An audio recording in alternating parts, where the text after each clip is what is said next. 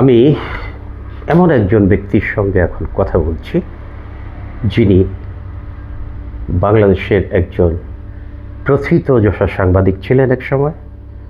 তারপরে তিনি অধ্যাপনা করেছেন এবং দেশের বাইরে ইংরেজি ভাষা এবং সাহিত্য নিয়ে তিনি পড়াশোনা করেছেন।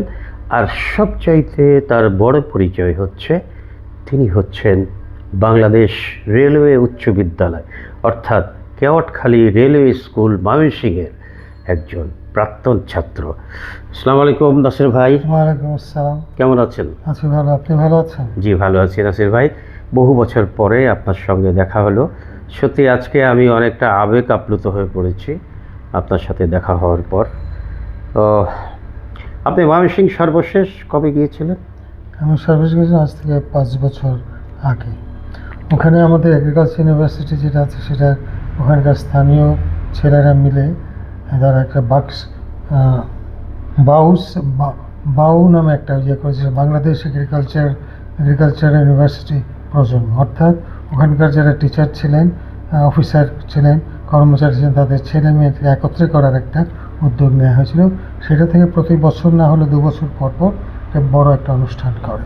সেখানে আমাদের অবশ্যই একটা ভালো ভূমিকা থাকে এবং আমাদেরকে যথেষ্ট মান সম্মান দেখিয়ে এবং সেখানে আমাদের স্থান দিয়েছে। আচ্ছা, তো আপনি রেলওয়ে স্কুলে কত সালে পড়াশোনা করেছেন? আমি রেলওয়ে স্কুলে 64-65। আচ্ছা, আসলে আমি পড়েছিলাম পুরো বছরটা পড়েছিলাম ক্লাস 8-এ 7-এ। আমার বাবা ঢাকা কলেজ থেকে এখানে যখন চলে আসেন বছরের মাঝখানে আসেন, সেখানে তখনই আমি ওই রেলওয়ে স্কুলে ভর্তি হলাম। আমি মোট 1.5 বছর পড়েছি। 1.5 বছর পড়েছি। 9 থেকে আমি জেলা এসএসসি করেছেন? আমি ময়মনসিংহ জেলা স্কুল থেকে পাস করি। জেলা স্কুল 67-এ। আচ্ছা, তারপরে আপনার এই ইন্টারমিডিয়েট এবং তারপরে আনন্দমোহন কলেজ এবং তারপর ঢাকা ইউনিভার্সিটিতে ইংলিশ অনার্স এবং এমএ করেছে। আচ্ছা, তো সত্যিকার অর্থে যে আজকে আমরা একেবারে প্রবীণ অর্থাৎ বাংলাদেশের জ্যেষ্ঠ নাগরিক পর্যায়ে আমরা রয়েছি, আর ইনি আমার বড় ভাই অর্থাৎ আমাদের বয়সে বেশ বড়। তো ভাই, আপনার কর্মক্ষেত্র তো দেশ এবং দেশের বাইরে উভয় স্থানে বিস্তৃত ছিল, তাই তো? আচ্ছা, তো আপনি লিবিয়া গেলেন কী হিসাবে? লিবিয়া আমি গেলাম এখানে ইংরেজি টিচার হিসেবে আমি গিয়েছিলাম। ওখানে কোনো ইউনিভার্সিটিতে আমি চাকরি করিনি। সত্যি কথা বলতে গেলে আমি ছিলাম লিবিয়ান গভর্নমেন্টের একজন এমপ্লয়ি বা একজন টিচার হিসেবে। আচ্ছা, সেখানে আমি ইংরেজি সেকেন্ডারি লেভেল অর্থাৎ আমাদের দেশের কলেজ লেভেলে ইংরেজি পড়ানোর দায়িত্ব ছিল আমার উপরে। আচ্ছা, কত সালে বাংলাদেশে ফেরত আসেন আপনি? বাংলাদেশে ফেরেছে 87-এ। 87। তারপরে কি আপনি সাংবাদিকতায় যুক্ত? ফেরতের সাথে একটা ব্যাকগ্রাউন্ড আছে, সেটা বলি। হঠাৎ করে লিবিয়ান নেতা মোহাম্মদ গাদ্দাফি একদিন বললো যে আমি সেকেন্ডারি লেভেলে ইংরেজি পড়াবো না। এখানে অনেক হিউজ খরচ ছিল। ওখানে আমরা বোধহয় 95 থেকে 98% টিচার ছিলেন বিদেশি। আচ্ছা, তো সেখানে অনেক খরচ হয়ে যায়, তাদের অর্থনৈতিক অবস্থা খারাপ হচ্ছিল। তো ওনারা বলে যে আমি সেকেন্ডারি লেভেলে পড়াবো না, আমি মিডল লেভেলে আমি ইংরেজি পড়াবো, যার জন্য আমাদের চলে আসতে হয়েছে। আচ্ছা, তারপরে দেশে আসলেন, এসে কোথায় চাকরি বাকরি কি করলেন? আচ্ছা, আমি এখানে একটা কথা বলি। ময়মনসিংহ আনন্দমোহন কলেজ থেকে এইচএসসি পাস করার পরে আমি ঢাকা ইউনিভার্সিটি চলে আসি। ঢাকা ইউনিভার্সিটি ভর্তি হই এবং ওই সময় থেকেই রেডিওর প্রোগ্রাম, খবর শোনা এবং কিছু লেখালেখি করার প্রবল ঝোঁক বা আগ্রহ ছিল। তো আমি তখন পড়াশোনা এবং এটার পাশাপাশি আমি রেডিওতেও কাজ করেছি। রেডিওতে আমি যেখানে কাজ করেছি সেটা আমার ইংরেজি নিয়েই। আমি ইংরেজি অনুষ্ঠান করেছি, বাংলা অনুষ্ঠান করেছি এবং ইংরেজি খবরও পড়েছি। আচ্ছা, সেই হিসেবে এবং পত্রিকায় লেখালেখি করেছি। আচ্ছা আচ্ছা, তো আপনার এই ডেইলি স্টারে আপনি কি কত বছর ছিলেন?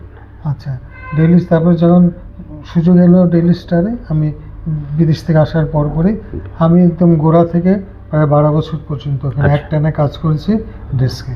এবং আমি apprentice, senior, junior sub editor হিসেবে জয়েন করে আমি সিনিয়র জয়েন্ট নিউজ এডিটর হিসেবে কাজ করেছি। আচ্ছা, তারপরে ডেইলি স্টার থেকে আপনি কি ইলেকট্রনিক মিডিয়ায় শিফট করেছিলেন? হ্যাঁ। আচ্ছা, কোন মিডিয়াতে ছিলেন? আমি ছিলাম RTVতে প্রথম। তারপরে RTVতে যখন ওই যে এরপর একটু মালিকানা চেঞ্জ হলো এবং বিরাট একটা চেঞ্জ হলো, ঝামেলা হয়েছে, তখন আমি চলে যাই ইয়েতে রেডিও টুতে, এবং ওখানে আমি একমাত্র একজন এবং আমার একজন অ্যাসিস্ট্যান্ট জুনিয়র সাংবাদিক নিয়ে আমি তখন ওটাকে একটা ভয়েস অফ আমেরিকা বা ভোয়া এবং রেডিও টুডে জয়েন্ট ভেঞ্চারে 15 মিনিটের একটা ইংলিশ নিউজ হতো। আমরা এখান থেকে এটা করে দিতাম, ওটার সাথে সাথে আমরা আবার আমেরিকা পাঠাতাম। আমেরিকা এডিট করে ওরা ভয়েসটা দিত, আমরা সেটা আবার বাজাতাম 15 মিনিট। এবং আমি মূলত এটা একাই আমি করেছি। আচ্ছা, একটি উজ্জ্বল নক্ষত্রের যে সৌন্দর্য, পেশাগত জীবনটি তার তেমনই ছিল, সৌন্দর্যমণ্ডিত এবং রোমাঞ্চকর বলতে হয়। যেহেতু আমিও সাংবাদিক ছিলাম এবং তিনিও সাংবাদিক ছিলেন, সেই হিসাবেই বলছি যে এটি একটি রোমাঞ্চকর পেশা, একটি ঝুঁকিপূর্ণ পেশা। তারপরেও আমরা অনেকেই আমাদের সমস্ত কিছু পরিত্যাগ করে আমরা কিন্তু ওই পেশাতেই থিতু হয়ে গিয়েছিলাম, যেমনটি আমাদের কামাল নাসের ভাই হয়েছিলেন। যাই হোক, তো কামাল নাসের ভাই, আপনার ভাবি বাচ্চাদের সম্পর্কে কিছু বলেন। আমার একটি মাত্র মেয়ে, সে এখন ব্রিটিশ ন্যাশনাল হেলথ সার্ভিসের ডাক্তার হিসেবে কাজ করছে এবং পাশাপাশি সে একটা ভালো ডিগ্রি করেছে, সেটা হচ্ছে MRCP ডিগ্রি। আর আমার স্ত্রী একটি বেসরকারি ব্যাংকে দীর্ঘ 25-26 বছর কাজ করে বর্তমানে অবসর জীবন যাপন করছেন। আমি অবসর জীবন যাপন করছি, কিন্তু পুরোপুরি অবসর বললে ভুলে আমি একটা বিশ্বাস করি যে আমি কিছু না কিছু ইংরেজি হয়তো শিখেছি। আমি কি শিখেছি সেটা যদি আমি একটা অক্ষরও কাউকে শেখাতে পারি, তাহলে আমার পড়াশোনা এবং আমার চাকরি জীবন সার্থক হয়েছে বলে আমি মনে করি। তাই আমি বাসার মধ্যে কিছু ছেলেপেলে পড়াচ্ছি, কিন্তু এই করোনার কারণে এটা একটু আমার দমে গেছে, একটু কমে গেছে, কিন্তু আবার আমি করার চেষ্টা করছি। আমার স্বাস্থ্য যতটুকু কুলায় ঠিক ততটুকু আমি করার। অনেক চমৎকার একটি বিষয় উনি উল্লেখ করেছেন, এবং যেটি আমাদের জ্যেষ্ঠ নাগরিক যারা রয়েছেন তাদের প্রত্যেকেরই হয়তো বিভিন্ন পেশাতে তারা ছিলেন, তারপরে একটি অবসর জীবনযাপন করছেন। অনেকেই কিন্তু কামাল নাসের ভাইয়ের মতো এরকম আমি খুব কম পেয়েছি যে এখনও কাজ করেন, তবে করেন, এরকম লোক আছে। এবং এটি একটি আমি বলবো যে একটি ইতিবাচক দিক একজন জ্যেষ্ঠ নাগরিকের জন্য। আচ্ছা, বাংলাদেশের জ্যেষ্ঠ নাগরিকদের সম্পর্কে দু চারটি কথা আপনার কাছ থেকে আমরা শুনতে চাই। আমি বিশ্বাস করি যে জ্যেষ্ঠ নাগরিক তারা বয়সের দিক দিয়ে হয়েছেন, কিন্তু সেই জন্য তারা যে অবসর জীবন যাপন করেন, অলস জীবন যাপন করবেন তা না। তাদের এখনও দেওয়ার অনেক কিছু আছে। তারা যে কোনো বিষয়ে তাদের জ্ঞান দান করতে পারবেন সবাইকে, এবং যে কোনোভাবে নিজেকে প্রতিষ্ঠিত এবং সময় কাটাবার একটা উজ্জ্বল সময় তারা বেছে নিতে পারেন। আমি যে এখনও পড়াই, আমার পেশার ছেলে শেষ করে আমি যখন পড়াই, তখন আমি বলি আমি 3টা কারণে ছেলেদের এখনও এই বয়সেও আমি একটু কাজ করতে চাই। একটা হচ্ছে আমি বিশ্বাস করি যে আমি অল্প বিস্তর হলেও কিছু জেনেছি, সেই জানার একটা অক্ষর যদি আমি কাউকে দিতে পারি, সেটা আমার সার্থক মনে করবো। আমার পড়াশোনা এবং আমার সময়টা কাটানো একটা সমস্যা হয়ে যায় মাঝে মাঝে।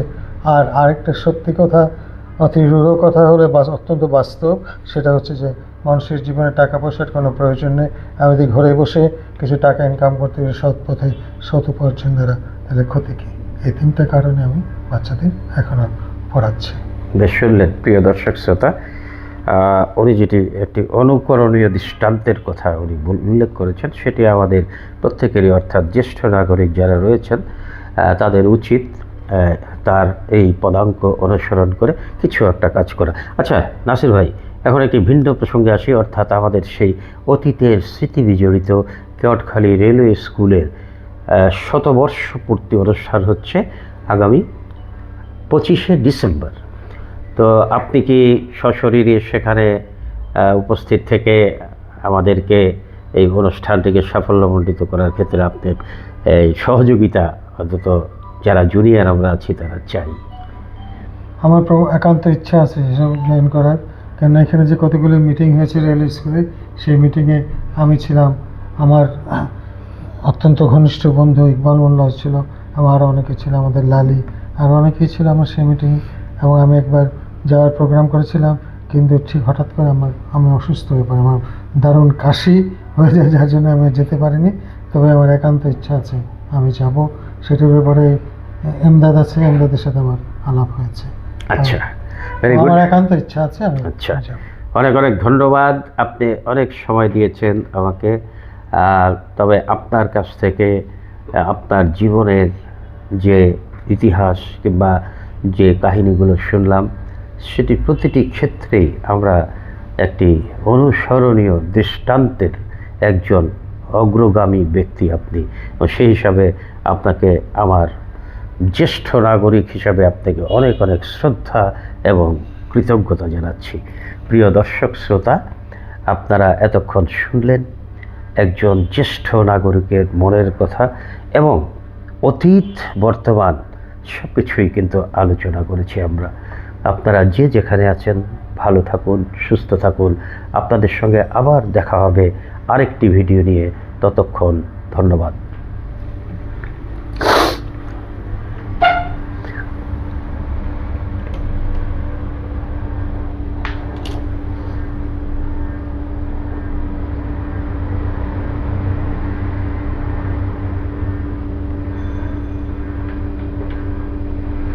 হয়েছে,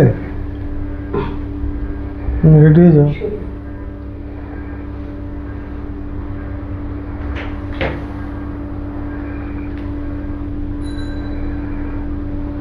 শোনা যাবে না?